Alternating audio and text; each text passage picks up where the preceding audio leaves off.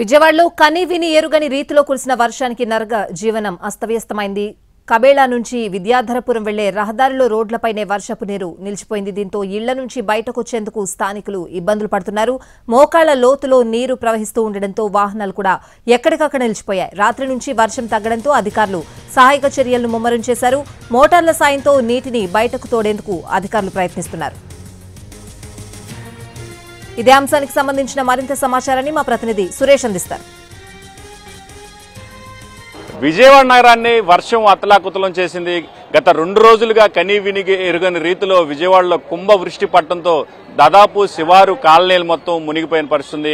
మనం ప్రస్తుతం విజయవాడలోని కబేళా ప్రాంతంలో ఉన్నాం. ఇక్కడ చూసినట్టయితే నిన్న అనూహ్యంగా కురిసిన 30 సెంటీమీటర్ల వర్షానికి పూర్తి స్థాయిలో కాలనీలు మొత్తం మునిగిపోయిన పరిస్థితుంది. ఇటువైపు మనం విజువల్లో చూస్తున్నాం. ప్రధానంగా ఏదైతే ఈ కాలనీలో రోడ్డుపై దాదాపు మోకాళ్ల లోతు నీరు వచ్చి చేరుతున్న నేపథ్యంలో లోపల ఇళ్లలోంచి కూడా మెయిన్ రోడ్లోకి రావాలంటే దాదాపు పూర్తిగా నీళ్లలోంచి నడిచి రావాల్సిన పరిస్థితి ఉంది. మొత్తం ఏదైతే ఈ వాహనాలు కూడా పూర్తి స్థాయిలో కాలనీల్లోకి లోపలికి తమ ఇళ్లలోకి వెళ్లాలన్నా కూడా ఈ వాహనదారులు పూర్తిగా ఇబ్బందులు పడుతున్న పరిస్థితిని కూడా మనం ప్రత్యక్షంగా చూస్తున్నాం.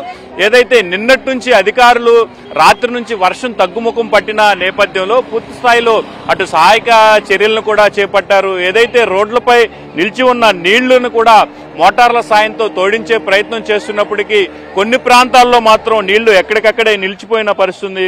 గతంలో ఏదైతే 5 దశాబ్దాల కాలంలో ఎప్పుడూ లేని విధంగా దాదాపు 30 సెంటీమీటర్ల వర్షం ఒకే రోజు కురిసిన పరిస్థితి కూడా మనం కనిపిస్తుంది. ఏదైతే నియోజకవర్గంలో దాదాపుగా గత 2-3 సంవత్సరాల క్రితం కేవలం 20 సెంటీమీటర్ల వర్షపాతం నమోదైన నేపథ్యంలో తాజాగా కూడా ఒక్క రోజులోనే దాదాపు 29 సెంటీమీటర్ల వర్షం నమోదు కావడంతో పూర్తి స్థాయిలో విజయవాడ నగరం మొత్తం జలమయమైంది.